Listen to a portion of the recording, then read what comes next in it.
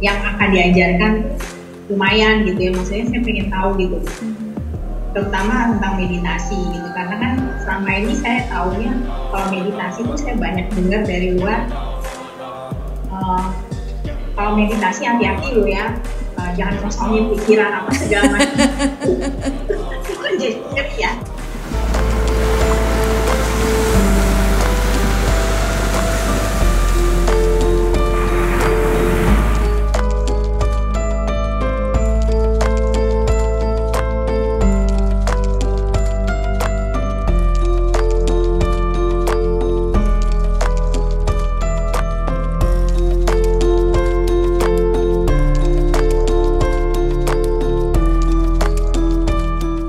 Kalau begitu berikutnya Mbak Mona ini yang kedua kali kan ya?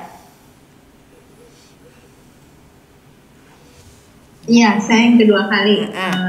Yang pertama kali kan kemarin langsung 3 tuh, pastilah saya tahu pasti ada bingung-bingungnya lah gitu kan. Kalau sekarang nih udah kedua kalinya ikut, bagaimana pemahaman mengenai yin-nya kira-kira?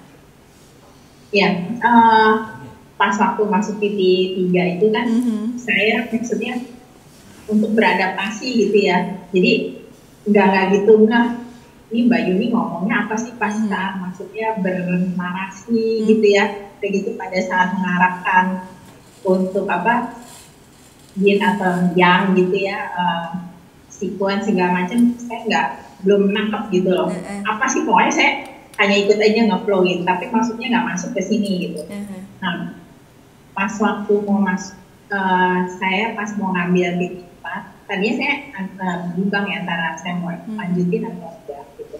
Tapi saya lihat di situ apa yang akan diajarkan tuh lumayan gitu ya, maksudnya saya pengen tahu gitu, terutama tentang meditasi gitu, karena kan selama ini saya taunya kalau meditasi tuh saya banyak dengar dari luar. Kalau meditasi hati-hati lo ya, jangan kosongin pikiran apa segala macam.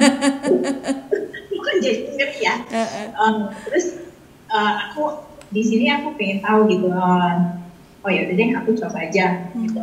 Terus juga maksudnya yang selama ini aku dengar kan, kalau yoga itu lebih ke banyak mistis-mistisnya gitu, seksi gitu ya. Aku tuh pengen tahunya itu.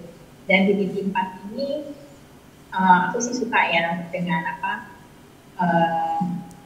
bab-bab yang diajarinnya gitu, aku suka.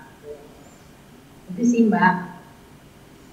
Ada masukan kah untuk kami dari membawakan materi ini? Kan buat saya gitu, ini materi yang kalau dibilang gampang gitu, karena itu kan filosofi, entah kita pengen mendengar atau tidak, itu kan kalau nggak pengen dengar ya udah sambil lalu aja. Tapi kalau dibilang susah ya karena ini kan kita datang dari berbagai keyakinan gitu kan, yang mana kita berusaha menyamakan persepsi. Dari cara saya membawakan materinya, apakah ada masukan buat saya, Mbak Mona? Oke sih, maksudnya Mbak Yuni tuh membawakannya kan maksudnya secara umum ya, tidak berpatok pada misalnya secara Hinduisme gimana gitu, enggak gitu, maksudnya secara umum itu aku sih bisa terima gitu. Jadi nggak terlalu fanatis ke satu agama itu, enggak gitu. Itu oke. Terus kalau untuk masukan secara sistem dari yin yoga world-nya, aku pikir sih bagus ya, maksudnya ngajarinnya per modul gitu kan. Ada selama ini nggak per modul gitu loh, jadi kita bisa milih dan kita diizinkan untuk masuk dari, nggak usah urut, mesti dari modul 1 dulu gitu. Itu sih aku pikir sih oke ya, itu oke banget. Oke, syukurlah. Terus kalau untuk apa materi bukunya selama ini sih so far sih bagus, tapi mungkin ada ditambahin misalnya apa bab-babnya gitu kali ya Mbak ya. Jadi maksudnya nggak harus cari di mana gitu ya. Iya. Ininya di depan daftar daftar isinya. Iya. Ya, itu saya aja yang malas memang biasanya mengisi. Jujur saya nggak suka menulis sebenarnya, jadi menulis modul itu buat saya cukup challenging, tetapi saya pribadi gitu merasakan manfaatnya buku. Jadi mau ya memaksa diri dulu untuk bagaimana membuat materi itu supaya bisa menjadi bahan bacaan meskipun setelah selesai TT gitu. Tapi nanti kalau saya kan kebetulan ini memang waktunya nggak banyak. Saya sih memang ada rencana untuk memperbaiki modul-modul semuanya gitu supaya lebih tersistematis gitu. Terima kasih banyak atas masukannya. Ada lagi kah Mbak Mona? Untuk teman-temannya sih oke, aku senang banget menikmati ya sama teman-teman ya. Syukurlah. Nanti semoga nggak berhenti sampai di sini ya, pertemanan itu buat kami gitu di Yoga World itu lebih seperti persaudaraan akhirnya, seperti ketemu keluarga baru gitu. Semoga bisa tetap berlanjut silaturahminya. Oh ya, terus aku mau nanya, kamu kan belum ikut modul 1, modul 2 ya?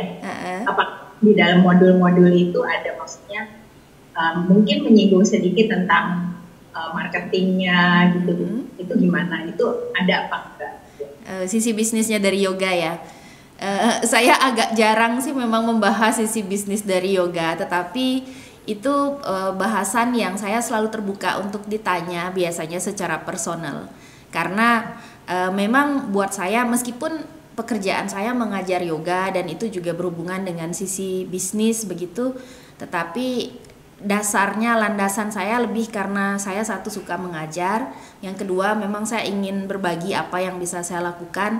Jadi memang saya sangat jarang membahas sisi bisnisnya, bukan berarti saya menganggap itu tidak penting gitu, tetapi trik-trik bisnis itu ya sesuatu yang agak personal sih buat saya. Saya jarang, seperti teman-teman lihat, saya jarang jualan itu ibaratnya, karena memang bukan itu sih kekuatan saya gitu. Saya jujur saya tidak bisa bahasa marketing, saya tidak pandai menjual diri karena memang bukan itulah diri saya. Tetapi kalau memang misalnya ada teman-teman yang nanya trik untuk jualan, itu biasanya personal, biasanya nanya ke saya, dan itu nggak apa-apa kalau teman-teman mau nanya ke saya, karena saya jujur saya juga nggak tahu sebenarnya trik jualan yang bagus itu bagaimana.